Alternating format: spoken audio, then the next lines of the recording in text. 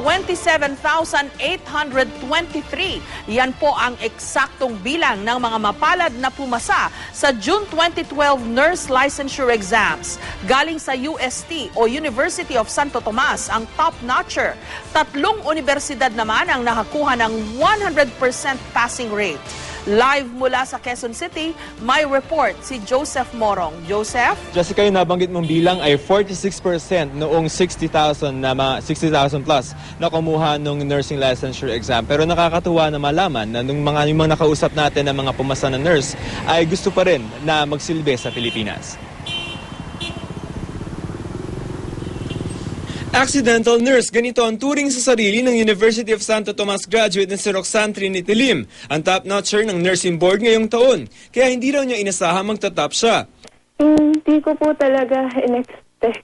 Basta gusto ko lang po talaga na pumasa lang po talaga ako. Kasi nahirapan po talaga ako, honestly. Nasa Amerika na ngayon si Lim matapos mag-migrate ang kanyang pamilya. Doon na rin daw niya balak magtrabaho bilang nurse. Kailangan po magpursige po talaga kayo kasi lalo na po ngayon, mahirap po talagang makapasok. Sino unang nakaalam? Taga-UST din ng top 8 na si Stephanie Mariceno. Graduate na magna cum laude at top-notcher sa batch niya sa UST College of Nursing si Seno. Nais daw ni Stephanie na dito maglingkod sa bayan. Even if I'm a doctor already, the way I treat my patients and take care of them, it's always there. The nursing spirit and the heart of a nurse, it's always there.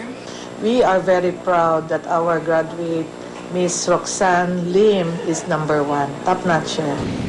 Bukod kay Roxanne Trinity Lim na nag-top 1, pasok din sa top 3 sina Kristen Pino ng Cebu Normal University at Carmela Shimizu ng University of St. Anthony na tayo sa top 2 na spot. Pantay din sa top 3 spots sina John Vincent Magalong ng University of the Philippines, Manila at Wayne Steven Zamora ng West Visayas State University, La Paz. Aabot naman sa 100 ang pasok sa top 10 dahil marami ang nagkapare-pareho ang score.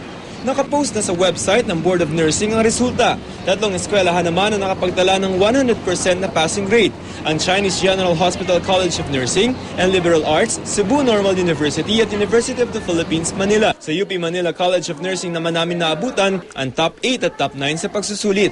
Bale, wala pa muna akong tinawagan kasi nung nalaman ko po sa text, parang nagulat po ako, parang hindi ko pa in-expect. Parang inisip ko, niloloko kaya nila akong lahat? Parang joke time kaya, pinag-usapan kaya nila to. Pero nung nanay ko na yung nag-text sa akin, parang dun ako naniwala na parang totoo nga.